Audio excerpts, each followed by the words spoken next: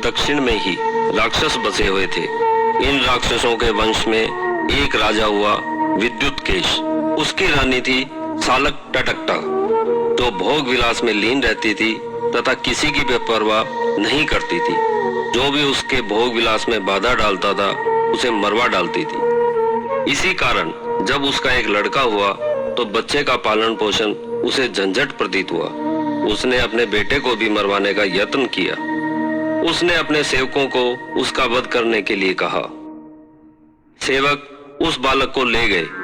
वे स्वयं उसकी हत्या करना नहीं चाहते थे, अतः उसे मंदराचल पर्वत के शिखर पर छोड़ आए। उनका आशय था कि वहां चील कौवे आकर उसे खा जाएंगे, परंतु उस समय कैलाशपति शंकर और देवी पार्वती अपने विमान में बैठे हुए भ्रमण कर रहे थे।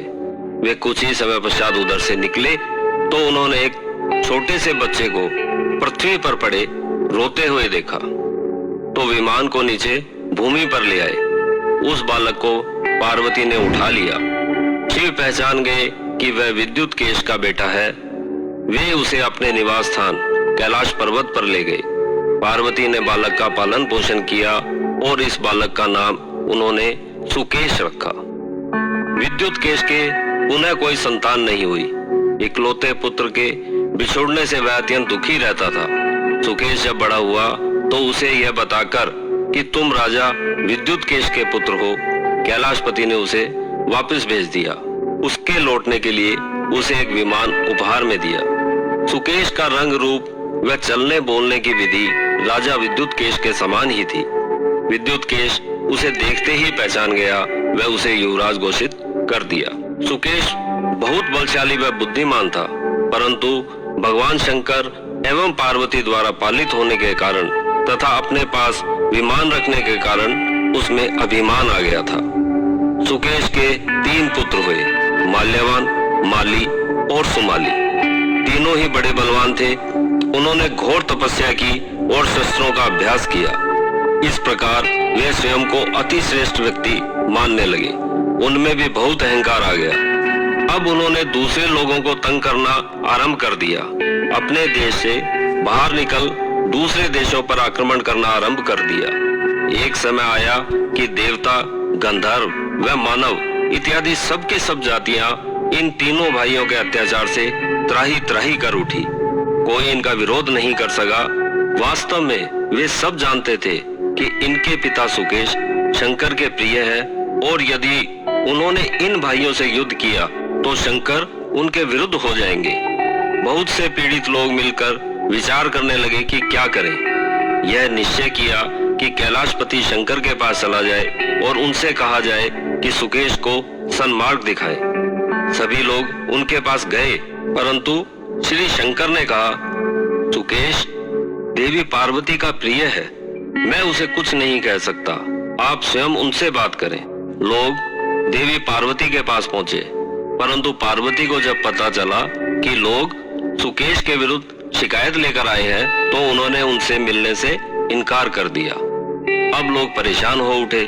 वे पुनः श्री शंकर के पास पहुंचे और बोले, भगवान पार्वती जी तो हमसे मिलती ही नहीं, अब आप ही बताइए हम क्या करें।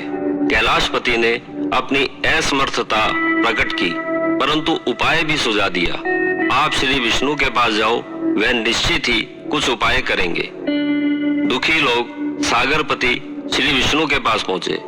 विष्णु देवलोक के राजा इंद्र का छोटा भाई था, जो बहुत बलवान था और युद्ध विद्या में पारंगत था।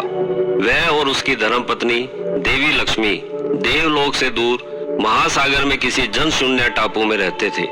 महासागर में होने वाली किसी भी प्रकार की अनियमितता को रोकने में वे समर्थ थे।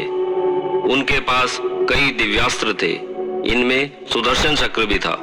सुदर्शन चक्र जिस पर छोड़ा जाता था उसको मारकर स्वयं ही चलाने वाले के पास लौट आता था। जब दुखी लोगों ने अपनी कथा सुनाई तो विष्णु बोले, कैलाशपति ठीक कहते हैं कि वह तुम्हारी रक्षा नहीं कर सकते।